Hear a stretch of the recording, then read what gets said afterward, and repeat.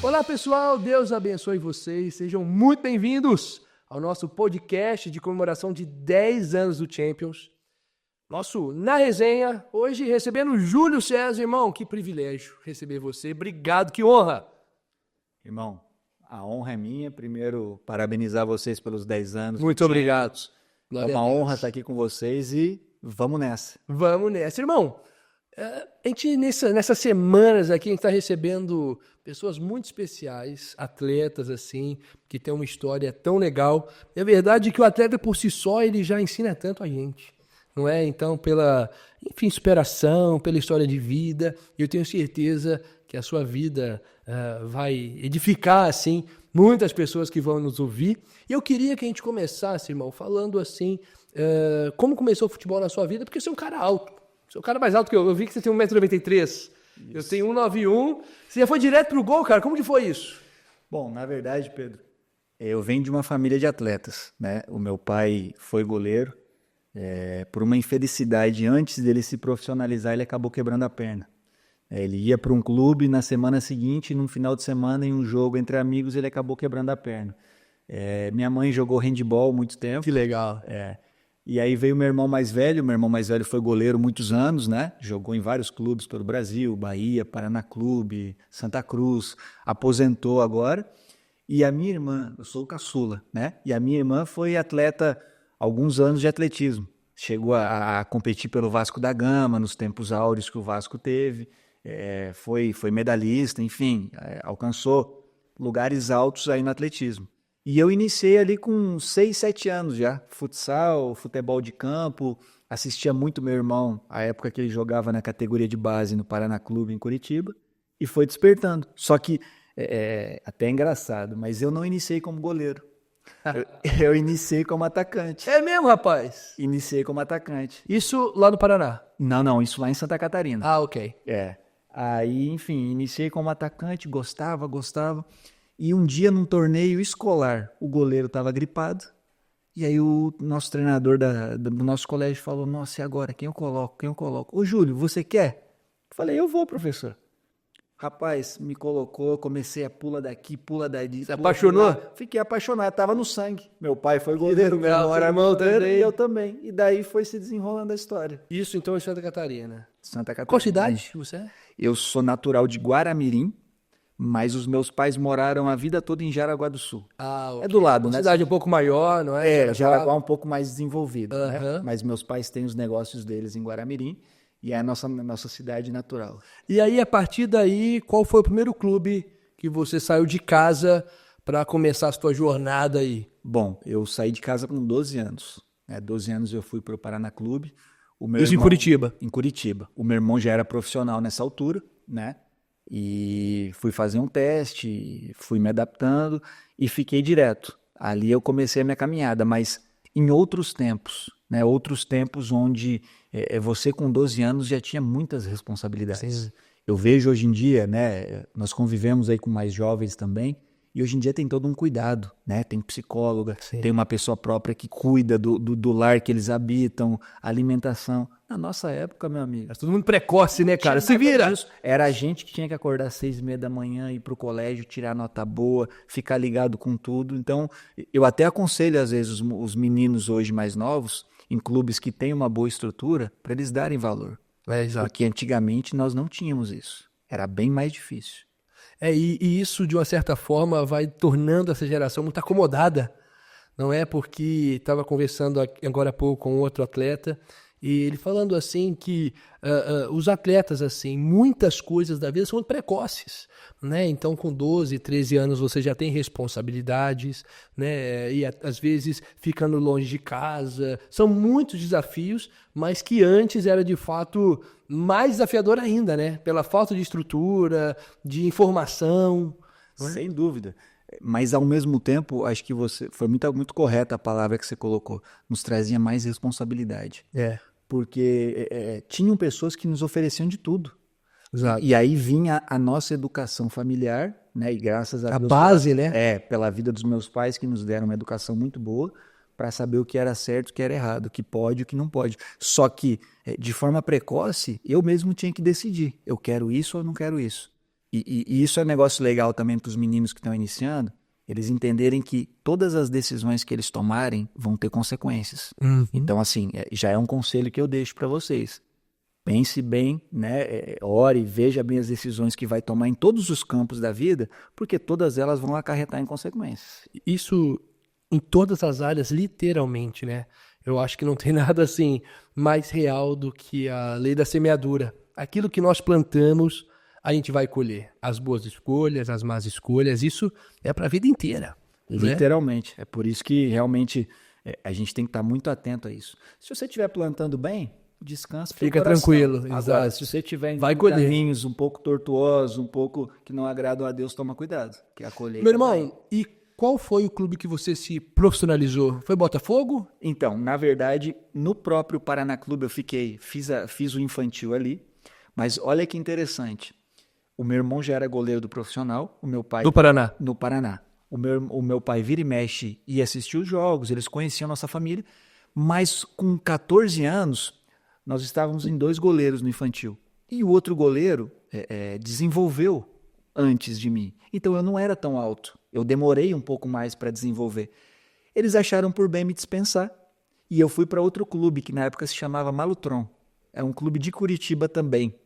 E ali passei 2 anos. Com 16 para 17, no sul, nós falamos assim, não sei como vocês mineiros falam, eu dei uma espichada. Que o tirão. Mas enfim.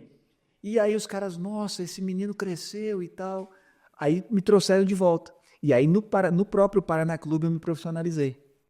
E sou muito grato a Deus porque ali o Senhor realizou um sonho que eu tinha. Eu tinha um sonho de jogar com o meu irmão. Perfeito, que legal. E ali, se eu não me engano, em 2002, 2003, foi o primeiro jogo que eu fui pro profissional. O Paraná Clube estava na Série A do Campeonato Brasileiro. E nós fomos jogar contra o Internacional em Porto Alegre. Meu irmão foi o goleiro titular e eu fui o suplente. Que legal, cara. Então ali já foi a realização do meu primeiro sonho. Que legal. Pra família toda, né? Porque é tão legal assim que a gente vai convivendo com tantos atletas, a gente vê que o sonho não é só pessoal. A família sonha junto, os amigos sonham juntos, que como você falou, com 12, 13 anos você saiu de casa. Isso move toda uma família, move, né, toda uma cidade às vezes, né? Isso é incrível. E você vê ainda mais o nosso caso, porque o meu pai teve o sonho dele interrompido. E é verdade. O meu pai tinha muito sonho, né? E as pessoas, os amigos da nossa cidade lá, falam que ele era muito bom, que ele tinha muito potencial, meu pai. Só que, infelizmente, com essa questão de quebrar a perna, teve uma situação que uma perna ficou um pouco mais curta que a outra, teve que fazer outra cirurgia para compensar, então ele não pôde, né, dar sequência. Então ele vê através do meu irmão e depois através de mim no futebol, né, porque minha irmã foi bem sucedida no atletismo, mas no futebol, que era o sonho dele, ele se realizou em nós. Perfeito. Então foi maravilhoso. Que privilégio. Agora você, papai do Davi, a gente sabe que quando a gente vê os nossos filhos assim, por exemplo, ele é um bebezinho, mas coisas pequenininhas que ele já faz, fala, caramba, não é? A gente já se alegra e imagina a alegria do seu pai, dos seus pais, assim, da sua família, de celebrar isso aí com vocês. Verdade. E aqui eu já gostaria também de deixar um conselho para os pais. Por favor. Os meus pais sempre nos apoiaram muito. E nós viemos de uma família muito humilde, uma família muito trabalhadora, os meus pais, mas eles sempre nos apoiaram muito, tanto o meu irmão, quanto a minha irmã, quanto a mim. Então eles deixavam de fazer coisas para eles, muitas das vezes, para nos apoiar, para nos acompanhar nos jogos, para estar dando uma palavra de incentivo. Então você pai, você mãe, que quer que o seu filho seja bem-sucedido, independente de onde ele esteja, seja no colégio, seja o esporte que ele gosta, seja aquilo que ele goste de praticar, que seja saudável, apoie o seu filho, porque isso é fundamental no futuro dele. Aqui a gente falou agora há pouco, plantou, colheu, não tem jeito. Eu também sou extremamente grato aos meus pais, assim, com relação a isso. Vim para Belo Horizonte com 12 anos para jogar voleibol aqui no Minas, e aí eu lembro que foi toda uma estrutura sendo mudada ali, porque minha mãe veio comigo. Enfim, meus pais sonharam, celebravam, quando não dava tão certo, choravam junto, mas isso faz toda a diferença. Cara, e como que foi a sua conversão, assim? Você vem de uma família já cristã, evangélica, ou foi diante da caminhada? Como que foi isso? Bom, foi durante a caminhada, Pedro. Eu venho de uma família com base católica, né? O catolicismo realmente era, né, a colonização italiana, alemã. E quando eu saio do Paraná Clube e vou para o Botafogo, eu fui aí com 17 anos. A minha irmã já morava lá com o meu cunhado, né? Já eram casados e tudo mais. E quando eu vou para lá em 2004, 2005, se eu não estiver enganado, eles me convidam, né? Eu tô lá, na verdade tô lá, chego no Botafogo, faço alguns treinamentos e tô ali para assinar o contrato.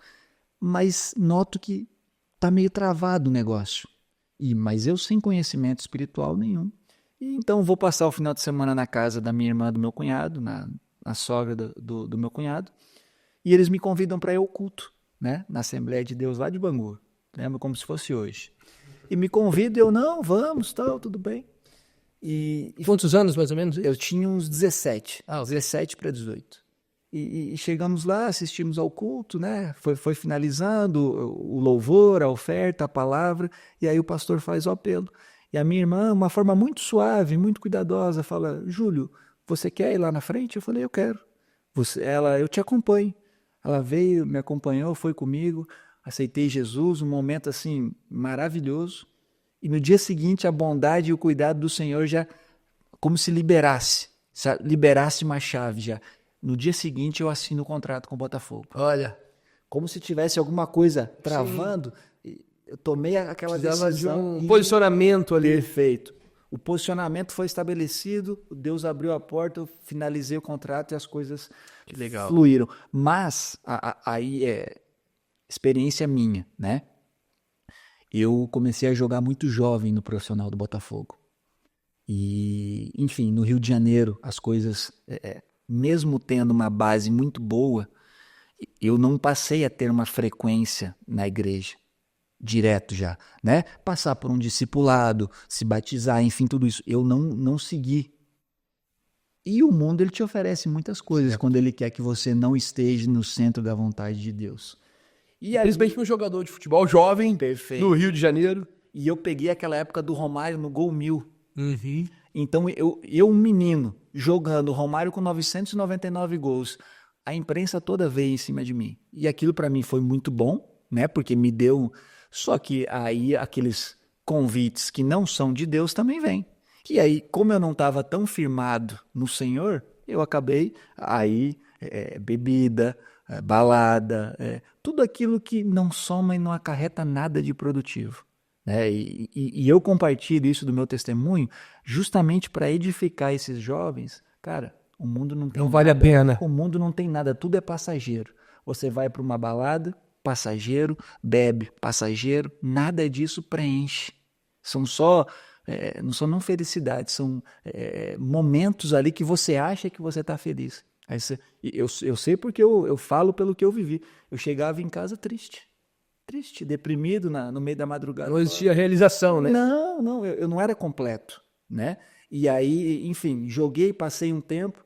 Aí o que Deus fez? Deus usou um homem de Deus uma vez e falou: ó, meu filho, eu vou te levar para fora do país, porque não é essa caminhada que eu quero para você. Não é isso que eu tenho para você. E aí Deus abriu uma porta para mim em Portugal, onde fui para o Belenenses, o primeiro clube que eu joguei.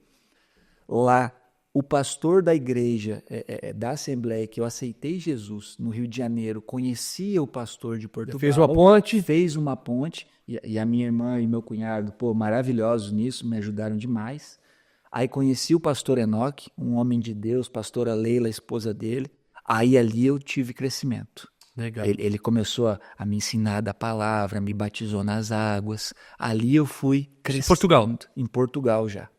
Aí dali eu fiquei quase 2 anos no Belenenses, depois eu fui pro Benfica. Isso mais ou menos o quê? Uns 20 e poucos anos?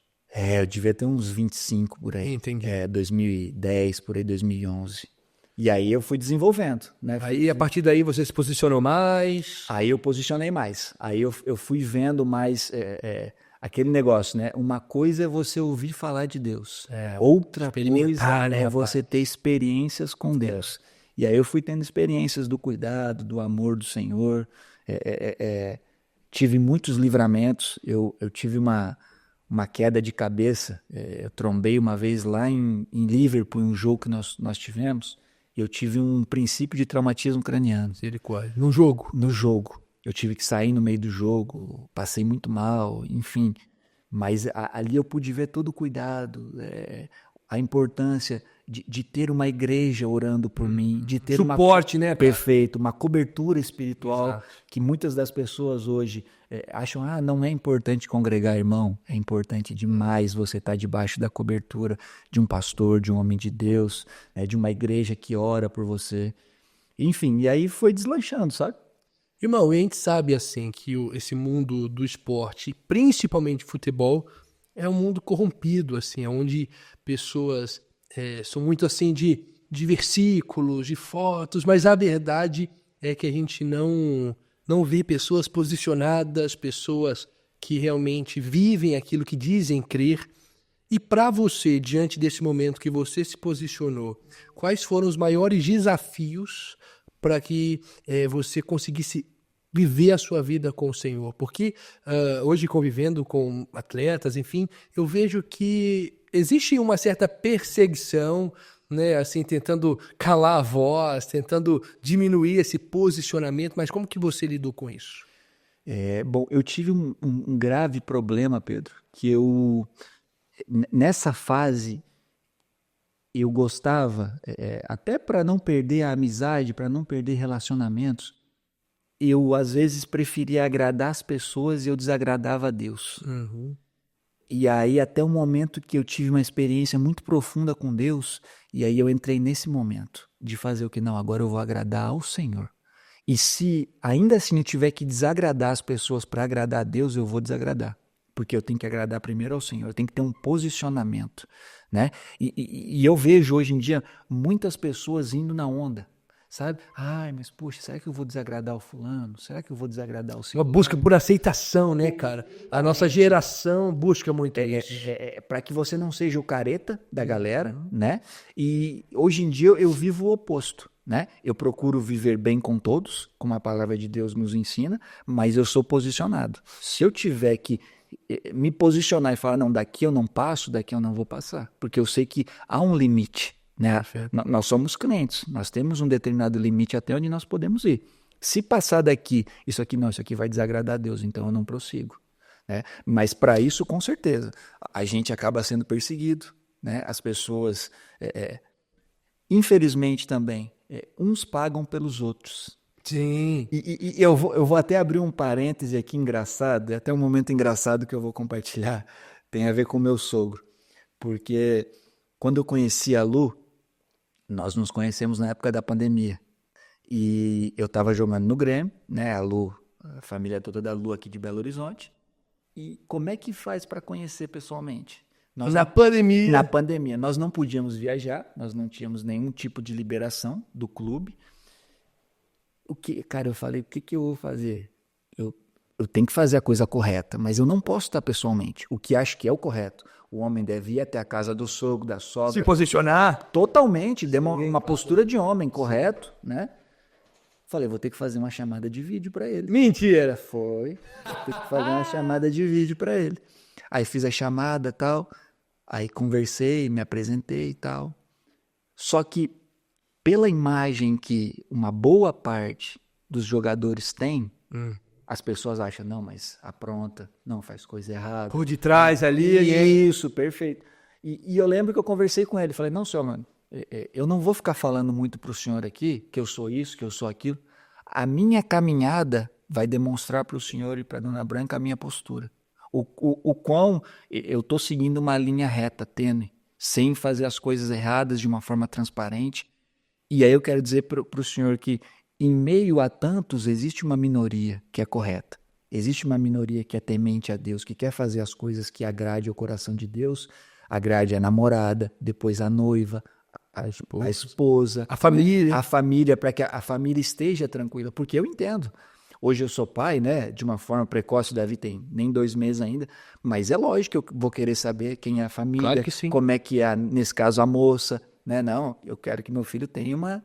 Mas, enfim, então a gente acaba sendo subjulgado porque alguns aprontam. Isso é muito real até com pastores. Verdade. Não é? Então, a gente passou, né, por um tempo onde, por vezes, os pastores eles foram muito julgados por conta de um grupo específico de pastores, enfim, de tantos escândalos, enfim. Mas a verdade é que, graças a Deus, Deus preservou muitos, né? Glória. Mas, de fato, como jogador de futebol, né? Todo mundo acha todo mundo de balada, todo mundo de farra. Na verdade, não. Eu creio e eu sei que existem aqueles que preservaram mesmo o coração no Senhor. Mas é de fato engraçado, né? Então, o pedido de namoro foi online. Foi. Não é o correto, já deixa aqui muito claro, né? Que não é o correto, viu? O correto é você ir na casa dos pais conversar. Mas um homem apaixonado no meio da pandemia, rapaz. Difícil. É isso aí, coisa linda. Mas graças a Deus, a sequência, a caminhada, né? Eles têm visto realmente a minha seriedade e é isso que eu procuro levar, que você até citou agora sobre os pastores. Eu acho que muitas das vezes as pessoas se preocupam em falar muito bem. Né? Fala bem, tem uma boa oratória, mas irmão, muito melhor que isso é a sua caminhada. Vida. Ali vai um homem de Deus, ali vai um servo do Senhor. Ali testemunho, né? Perfeito. O testemunho fala mais do que 1000 palavras. Então assim, eu procuro, não somos perfeitos, nem eu, nem você, nenhum de nós somos, mas temos sim uma caminhada para demonstrar um exemplo de servos de Deus para que as pessoas se espelhem. É verdade. Júlio, um testemunho, cara, impactante da sua vida, o que você pode compartilhar com a gente? Por bondade e graça de Deus, assim, esses últimos anos nós vivemos muitos milagres, né? A minha irmã teve 2 perdas de bebê e foram muito difíceis. Gestacionais. Então, assim, nós vimos o cuidado de Deus nesse tempo. E logo após... o meu pai, nós temos um testemunho tremendo, assim, para a glória de Deus. O meu pai foi diagnosticado com câncer na garganta, né, grau 3 para 4 já. Meu pai fumou muitos anos, bebida alcoólica muitos anos, né? E nós, com muito cuidado, com muito amor, com muito carinho, sempre procuramos apresentar o Senhor para ele, porque nós já tínhamos, né, mais anos de cristãos. E nós apresentamos o Senhor para ele, mas a palavra de Deus diz que não é por força nem por violência, né? O convencimento não é através de nós, é o próprio Espírito que convence. E Deus tinha um plano na vida dele, né? E quando Deus tem um plano, meu amigo, não tem para onde impedir, não tem para onde correr. Então, quando eu finalizei a minha passagem no Grêmio em fevereiro de 21, passado ali alguns dias, começaram a surgir propostas, né, para eu ter sequência. E no meio disso... Mas você já estava com a Lu? Nós já estávamos namorando. Isso, nós estávamos namorando. E nesse meio do caminho, a minha irmã reparou que meu pai estava com uma voz muito rouca, né? E ela falou assim, nossa, Júlio, vamos levar o pai no médico para ver o que está acontecendo, que ele está rouco além da conta. E fomos ao médico e o médico reparou que realmente tinha alguma coisa ali que não estava batendo legal. Pediu os exames, tudo direitinho, depois pediu uma biópsia. E na biópsia comprovou-se ali que ele tinha um carcinoma, um câncer, né? Nesse meio do caminho, e Jesus é tremendo em tudo que ele faz, né? Nós conhecemos um amigo precioso, o pastor Rafael, da Advec, lá de Jaraguá do Sul, uma família abençoada também. Ele tem a igreja dele lá em Jaraguá e ele sempre convidava, né? Nós conhecíamos já, ele é do Rio de Janeiro também. E falou, nossa, a igreja está aqui à disposição, se seus pais quiserem vir, quiserem estar com a gente e tal. E estamos nós um belo dia assistindo ao culto pelo YouTube, né, que estávamos em casa. Daqui a pouco, ele ministra a palavra, faz o apelo, e quem, para nossa grata surpresa, vemos lá na frente com a mãozinha levantada? Meu pai e minha mãe. Meu Deus, cara. Os 2 aceitaram Jesus. Isso vira online. Rapaz, Deus gosta de online com você, hein, rapaz? E nós, assim, nós ficamos maravilhados. Estávamos na sala de casa, caramba, eu, minha irmã, meu cunhado, família toda, e a gente glorificando a Deus pela felicidade. E foi, de fato, algo muito pessoal deles, né? Porque não tinha nenhum tipo de influência ali naquele momento, né? Por isso que foi tão tremendo. Porque se nós estivéssemos juntos, não, mas teve influência. Não, eles foram somente os 2 e eles tomaram a decisão. Incrível. Tremendo. E ali ele fez um propósito com Deus, que ele iria parar de fumar, que ele ia parar de beber, que o Senhor iria fortalecer ele, que o Senhor iria estar com ele todos os dias para passar esse momento difícil, né? Porque os vícios são complicados, claro, não são fáceis. Não é do dia para a noite, né? Não, e ali ele começou o tratamento. Mas antes dele começar o tratamento, Deus deu uma palavra, não só para mim, mas para minha irmã, para o meu cunhado, que era o tempo de nós cuidarmos do nosso pai. Né? Então, Deus falou, agora você não vai jogar futebol, agora você vai cumprir o que a palavra de Deus te ensina. Honra teu pai e tua mãe, né? Que é mandamento com promessa. Então, ali, eu falei, não, amém, Senhor. Meu pai já fez tanto por mim, agora é o momento, não só eu, mas toda a família, de retribuir para ele todo o amor, todo o carinho, todo o empenho, todo o cuidado, que agora eu vejo nesses poucos dias com o Davi, como é ser pai. As noites sem dormir, né? E isso é muito raso perto do que eles passaram a vida toda com 3 filhos. E ali eu falei, amém, Senhor. Se é isso que o Senhor quer, então futebol vai ficar de lado agora e agora eu vou cuidar do meu pai. E aí falou não com as propostas? Não. Tudo que vinha a gente não. E aí começamos. Uma maratona, né? Com quimioterapia, radioterapia, muitas sessões de rádio, as sessões de químio deixavam ele bastante baqueado, né? Ele perdeu mais de 20 quilos, um senhor assim com uma saúde muito boa, ficou muito magro, muito debilitado, e passamos esse processo todo. Durante o total, né, para o meu retorno ao futebol foram 2 anos, mas de uma forma bem resumida, nós tivemos experiências fantásticas com Deus, de intimidade de família, de estar no seio familiar ali e termos experiências assim, de meu pai estar desfalecendo e todo mundo com o joelho dobrado, orando, clamando, pedindo ao Senhor, e o Senhor restabelecendo a saúde dele. De podermos estar numa clínica de quimioterapia, em uma clínica de radioterapia e falando do amor do Senhor. Vendo lá pessoas que até aparentemente pareciam ter um bom poder aquisitivo, mas estavam sozinhas. E nós chegávamos lá, meu pai, eu, a minha mãe, a minha irmã, muitas das vezes o meu cunhado, e o pessoal, nossa, mas todos vocês vieram com ele? Sim, nós somos família, nós estamos aqui para apoiar ele. Suportando mesmo, né, uns aos outros. E estendendo o braço, né, porque perfeito, cara. Nós nunca sabemos e qualquer um pode passar. E você ter o apoio da família, você ter o apoio de amigos é importantíssimo. E enfim, esses momentos, eu falo por mim que vivi muitos anos na bolha do futebol, você vê um mundo muito, muito maior fora da bolha que até então eu vivi por longos anos. Pessoas lá com câncer no cérebro, com câncer no intestino, com o rosto já por ter retirado algumas partes pelo câncer, assim, experiências muito fortes. E ali você valoriza ainda mais o fôlego de vida, né? O dormir à noite e o acordar pela manhã é um milagre. E a gente aprendeu demais com isso e procuramos, dentro das oportunidades, falar do amor do Senhor nesses lugares, para que vidas fossem alcançadas. Né? Não só pacientes, mas médicos que não acreditavam, né? Sendo impactados, né? Porque até então o grau do meu pai já era um grau 4, ele teve que traqueostomizar o pescoço aqui para poder respirar, porque a radioterapia, o inchaço fechava e não conseguia passar oxigênio para poder respirar. Então, assim, foi muito tremendo. E ao final, ver que o Senhor curou meu pai. Hoje meu pai tem a saúde restabelecida, tá na igreja, não bebe, não fuma, sabe? Assim, uma vivência maravilhosa. Glória a Deus. Então vale a pena. Valeu a pena demais. Se eu tivesse que fazer hoje de novo, eu faria. Você tem que se afastar do futebol, irmão. Não tem troféu no mundo. Não tem título, não tem Liga dos Campeões, não tem Copa do Mundo, enfim, que valha mais do que ter estado com meu pai. Por tudo que ele já fez por nós. Porque a Bíblia diz que o filho deve honrar o pai. E agora poder ver ele saudável, ele vendo meu filho, esses dias ele estava conosco aqui, pegou o Davi no colo, sabe, só o Senhor pode fazer isso. Então foi uma experiência tremenda, um testemunho maravilhoso.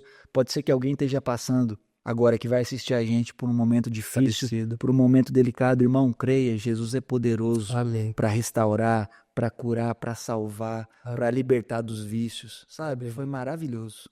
Irmão, então, diante dessa parada por algum tempo, né, diante dessa direção do próprio Deus para você agora voltou à temporada passada, se eu não me engano, e aí logo no início dessa temporada, no início do Campeonato Mineiro, você teve uma lesão, não foi isso? Verdade. E agora você já se recuperou, e como que vai ser de agora em diante aí, os próximos passos agora?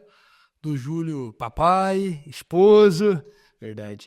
Bom, só acho legal até comentar aqui, porque 2 anos afastado da sua profissão, ainda mais nós, né? Sim, Esportistas, atletas, a gente sabe o quão difícil é. Então, assim, o retorno. foi muito desafiador. Os primeiros dias eu voltei ano passado no Campeonato Mineiro no Atletique, Sim. né? Que é um clube muito bacana, o Vinícius, o Fábio, Sim. os caras estão crescendo demais.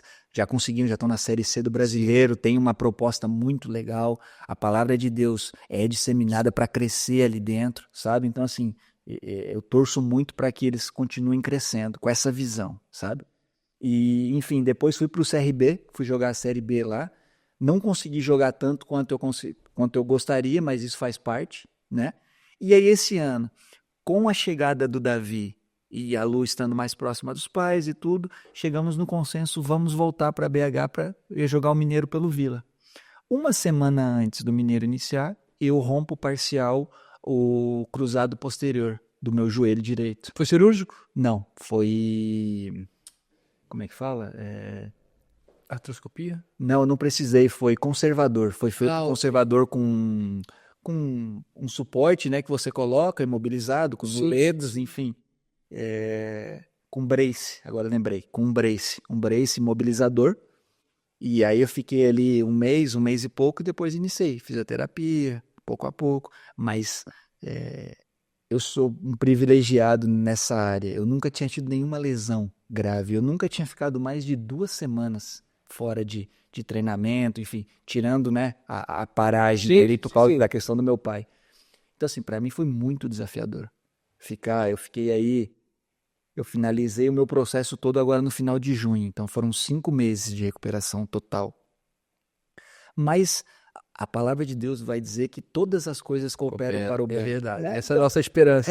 Se são todas, não é uma, não são 2 e não são 3. São todas. Se são todas, se eu estou na direção que Deus determinou, se eu estou fazendo tudo da forma correta, não tem por que eu me preocupar.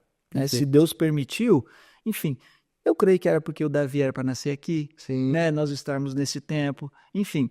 E me recuperei. Agora o meu retorno, o mercado do futebol está aberto novamente. Então, assim, a gente está naquele trâmite movimentando, né? Das negociações e conversações, enfim. E esperamos aí que nos próximos dias eu possa, né, em nome de Jesus, dar sequência com a próxima porta aí e vamos que vamos. E só para a gente já ir para o final aqui, como que está sendo hoje a sua experiência de papai do Davi? Irmão, é maravilhoso. Me falaram muito, né, amigos, inclusive você, né, falando sobre a experiência de ser pai, mas quando o Davi nasceu, que eu peguei ele... É outra coisa, né? É outra coisa. Você olha e fala assim, nossa, é o meu filho, sabe? E é tremendo. A responsabilidade agora é minha, né? Não, e você passa a entender algumas coisas com outros olhos. Porque até o meu pai me falou isso, o meu sogro me falou isso, enfim, várias pessoas falam assim, nossa, quando você for pai, você vai enxergar com outros olhos muitas coisas. E até o dia que o Davi ia nascer, estava tranquilo. Porque até então eu só era filho, tio, sobrinho, neto. E quando você passa a ser pai, você entende um monte de outras coisas. Muda, né? Perfeito, os sacrifícios que são feitos, as noites que não dormem, mas assim, é prazeroso demais. Privilégio. É uma bênção de Deus. Muito bom. Irmão, para a gente encerrar, eu queria fazer um bate-bola aqui, onde eu falo uma palavra e você tem que responder também com uma palavra. Perfeito. Combinado? Combinado. Por exemplo, sonho, sei lá, filhos, alguma coisa assim. Vamos lá? Perfeito. Futebol. Parece fácil, rapaz. Parece fácil mesmo. Vai, futebol. Gratidão. Boa. Fé. Tudo. Davi. Amor. Sonho. Muitos. Boa. Medo. Nenhum. Alegria. Família. Frustração. Acontece. Esperança. Jesus. Amor. Luciana. Ah, muito bom. Casamento. Luciana. Muito bem. Meu irmão, que privilégio te receber, te ouvir, conhecer um pouquinho da sua história. Obrigado mesmo.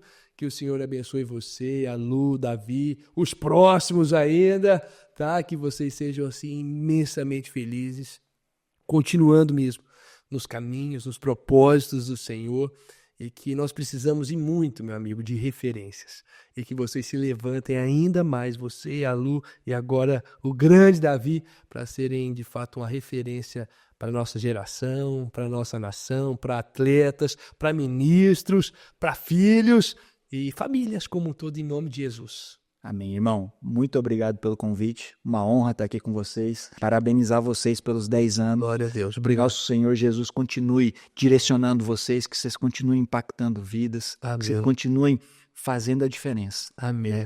Como você muito bem disse, nós temos que realmente ser referências. E nos faltam hoje. Perfeito. Então, cabe a nós, se nós estamos vendo que não tem, cabe a nós tomarmos uma posição e falarmos, vamos ser referências para essa geração. Então, que Deus abençoe vocês. Amém, meu amigo. Contem comigo sempre. Essa casa é sua. Amém. Estamos juntos. Deus abençoe vocês. Semana que vem tem mais na Resenha com Champions, em nome de Jesus. Valeu!